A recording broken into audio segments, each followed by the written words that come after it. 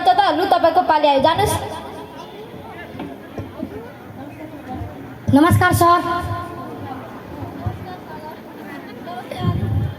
ए रमेश, तिमी पो यो ब्याङ्कको हाकिम? ओहो सागर, विदेशबाट कहिले आयो अनि? छपियो पैसा कमाएर फिक्समा राख्न त आएनौ?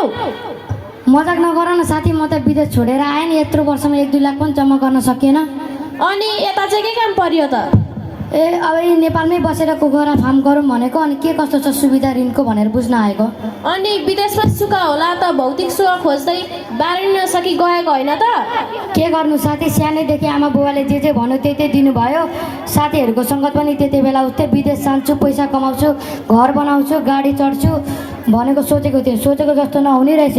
तिमीले 15 दिन पढ भन्दा त तिमीलाई त नराम्रो सोचे। गुरुहरूले पनि पढ नपढे केही हुँदैन भन्दा गुरुहरूलाई पनि गाली गलोज गरेर हिँड्ने। बरु तिम्रो सङ्गत गरेको भए अहिले म पनि यस्तै हुन्थ्यो होला। अब मैले दुःख पाउनु चाहिँ मैले पाइहालेँ, के गर्नु। अब ऋण भन्ने बित्तिकै आउँदैन होला। ऋण नआउँदासम्म यसो केही काम खोज्दैन। तिमीले धेरै मान्छे चिनेका होला। अब ऋण लिन पनि सजिलो त छैन सागर, त्यही पनि सकेको सहयोग चाहिँ गर्छु। यी सर तपाईँको चिया, यी तपाईँको पनि। सर बाहिर धेरै मान्छेहरू लाइनमा हुनुहुन्छ। भोलि तपाईँको 15 दिनको इन्टरनेसनल टुर पनि छ। फेरि काम रोकिन्छ होला। ल म भेटिहाल्छु। बाहिर बस्ने हुनुहरूलाई पनि चिया खुवाउँदै गर न, मेरो काम यहाँ सकिन लाग्यो। हुन्छ सर। ल सागर, अब मेरो पनि ब्याङ्कको कामले अरू देश जानु छ। आमा बुवालाई लिँदै जाँदैछु। 15 दिनपछि मात्र फर्किन्छु। तँलाई पनि केही काम खोजिदिऊ साथीहरूसँग कुरा गरेर।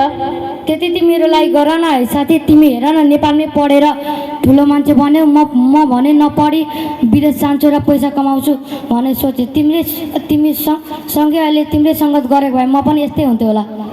ठिकै छ, अब नेपालमै बसेर फारम गर न, म पनि सकेको सहयोग चाहिँ गर्छु। त्यति तिमीहरू लागि गर न है साथी। अब म लागेँ तिमीलाई व्यस्त देखेँ। अब म गएको खुसी लाग्यो आफूसँगै पढेको साथी यति ठुलो पोस्टमा देख्दा।